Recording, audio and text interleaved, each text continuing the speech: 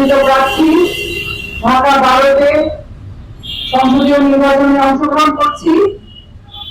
আমরা আশা করি আপনাদের সকলকে পাশে পাবো। আজকে আমরা এখানে আপনাদের কথা শোনার জন্য দাঁড়িয়েছি।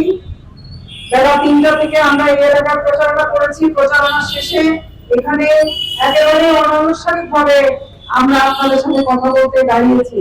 আজকে একজন বললেন ঢাকা 12 এই যে বিভিন্ন তেজগাঁও শিল্প এলাকা, এখানে চাঁদাবাদী সন্ত্রাসী আছে, মাদক আছে। আমরা বলতে চাই শুধু ঢাকা 12 না, পুরো বাংলাদেশে চাঁদাবাদী সন্ত্রাসী দুর্নীতি এবং মাদকের আখড়ায় পরিণত হয়েছে। কি কারণে পরিণত হয়েছে? যাতে করে আমাদের দেশের তরুণরা তারা চিন্তা ভাবনা করতে না পারে, বাংলাদেশ দেখে বাংলাদেশ নিয়ে স্বপ্ন দেখতে না পারে, বাংলাদেশে কোনো অন্যায় হলে প্রতিবাদ করতে না পারে। এই কারণে আজকে আমাদের তরুণদেরকে একটা আচ্ছন্ন অবস্থায় রাখার জন্য এই মাদক, এই সন্ত্রাসী ব্যবস্থা জারি হয়েছে। চাঁদাবাজি কারা করছে আমরা সবাই জানি, কিন্তু আমরা মুখ খুলে বলতে পারি না, কারণ আমাদের পেটে তারা লাথি মারবে, এটাই আমাদের ভয়। আজকে একজন বলছিলেন যে কিভাবে আমরা চাঁদাবাজি দূর করতে পারি। আমি বলতে চাই, একজন সংসদ সদস্য সে যত ভালো হোক, যত সঙ্গী হোক, যত যোগ্য লোকই হোক, সে কিছুই করতে পারবে না যদি না জনগণ তার সাথে থাকে।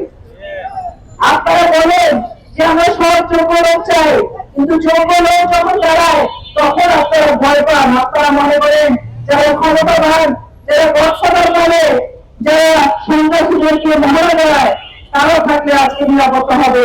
আমরা পরিষ্কারভাবে বলতে চাই, এই চাঁদাবাজি সন্ত্রাসী তৎপরতা মাদক এগুলো তখন দূর হবে যখন আপনারা বাংলাদেশের নাগরিক তারা যখন শক্ত পায়ে মাথা উঁচু করে দাঁড়াবে, তখনই সম্ভব বাংলাদেশকে নতুন বাংলাদেশ হিসেবে গড়া। যদি আমরা নির্বাচিত হই তাহলে আমরা নাগরিক কাউন্সিল করবো। আমরা সকলকে বলবো যারাই নির্বাচিত তারা যাতে প্রত্যেকটা নগরে নাগরিক কাউন্সিল করে, যেই নাগরিক কাউন্সিলের কাছে স্থানীয় সরকার থেকে সংসদে যারা যাবে তারা পর্যন্ত দায়বদ্ধ থাকবে।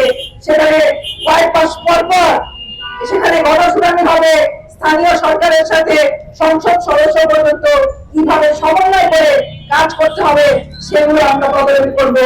সেই নাগরিক কাউন্সিল গঠন করে আমরা আহ্বান জানাই প্রত্যেকটা অঞ্চলে, আমাদের ঢাকা 12 প্রত্যেকটা অঞ্চলে আমরা জনগণ পার্লামেন্ট করতে চাই, নাগরিক কাউন্সিল করতে চাই। যেই নাগরিক কাউন্সিলের মধ্য দিয়ে গণশুনানি হবে, স্থানীয় সরকার থেকে এমপি মন্ত্রীর সমন্বয় এবং জবাবদিহিতার জায়গা তৈরি হবে এবং তদারকির জায়গা তৈরি হবে। সেই নাগরিক কাউন্সিল গঠনের স্বপ্ন আমাদের আছে, একই সাথে নাগরিক মর্যাদার বাংলাদেশ গড়ার স্বপ্ন আমাদের আছে।